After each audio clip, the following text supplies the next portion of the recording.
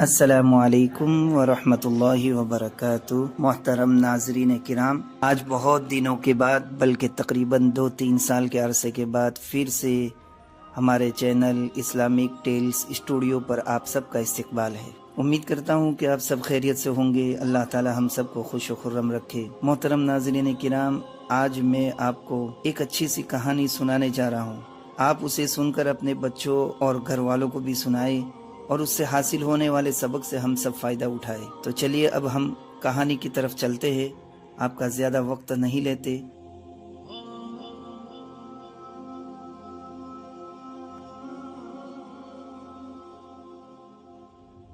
خدا مہربان ہوگا عرش بری پر۔ ایک دن خلیفہ ہارون رشید کی بیگم زبیدہ خاتون محل سے باہر دریا کے کنارے سیر کر رہی تھی۔ انہوں نے حضرت بہلول کو دریا پر بیٹھے دیکھا تو پوچھا، بہلول یہاں کیا کر رہے ہو؟ بہلول نے جواب دیا، جنت بیچ رہا ہوں۔ بہلول نے جواب دیا، جنت بیچ رہا ہوں، خریدوں گی؟ خلیفہ ہارون رشید کی بیگم نے کہا، کتنے کی؟ بہلول نے کہا، 500 دینار کی۔ زبیدہ خاتون نے 500 دینار دیا۔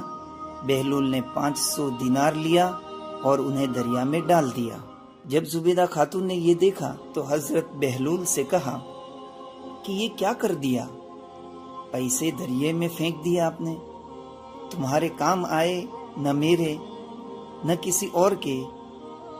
بہلول نے کہا، یہ کاروبار اور سودے کی بات ہے، تم نے جنت خریدی تو رقم میری ہو گئی، میں رقم کو جیسے بھی استعمال کروں میری مرضی۔ زبیدہ خاتون واپس آ گئی۔ رات کو خواب میں دیکھا کہ ایک بہت بڑا محل ہے جو انتہائی حسین و جمیل ہے۔ پوچھا، یہ کیا ہے؟ جواب آیا، یہ وہ جنت ہے جو تم نے بہلول سے 500 دینار کے بدلے خریدی ہے۔ دوسرے دن زبیدہ نے دیکھا کہ بہلول پھر وہی بیٹھے ہیں۔ وہ ان کے پاس گئی اور پوچھا کہ بہلول کیا کر رہے ہو؟ کہا، جنت بیچ رہا ہوں، خریدوں گی؟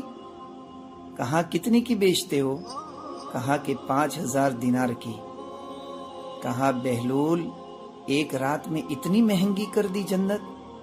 بہلول نے جواب دیا کہ کل تو تم نے میری زبان پر یقین کر کے خریدی تو قیمت کم تھی، لیکن آج اپنی آنکھوں سے دیکھ کر آئی ہو تو دیکھ پرکھ کر کیے گئے سودے کی قیمت زیادہ ہوتی ہے۔ زبیدہ خاتون نے 5000 دینار دیے تو بہلول نے پھر وہی کام کیا کہ انہیں دریا میں ڈال دیا۔ زبیدہ خاتون سے نہ رہا گیا تو پھر کہا کہ بہلول آج بھی رقم دریا میں کیوں ڈال دی؟ بہلول نے کہا، اللہ کی بندی، اس نہر کے کنارے ایک بستی ہے جہاں بھوک نے ڈیرے ڈال رکھے ہیں۔ میں یہ رقم پانی میں پھینکتا ہوں تو مچھلیاں وہ رقم نگل لیتی ہے۔ مچھلیاں پانی کے بہاؤ میں بہہ کے آگے جاتی ہے تو آگے وہ لوگ مچھلیاں پکڑتے ہیں، اور جب انہیں پکانے کے لیے ان کا پیٹ چاک کرتے ہیں تو وہ رقم انہیں مل جاتی ہے جس سے وہ اپنی ضروریات پوری کر لیتے ہیں۔ مخلوق کا بھلا مانگنا سب سے بڑی عبادت ہے۔ کرو مہربانی تم اہل زمین پر، خدا مہربان ہوگا عرش بری پر۔ یہ تھی آج کی کہانی۔ امید کرتا ہوں کہ آپ سب کو پسند آئی ہوگی اور آپ اس کو اپنے ذہن نشین کر لیں اور اپنے دوستوں کو بھی اسے شیئر کریں اور خود گھر والوں اور بچوں کو بھی سنائیں۔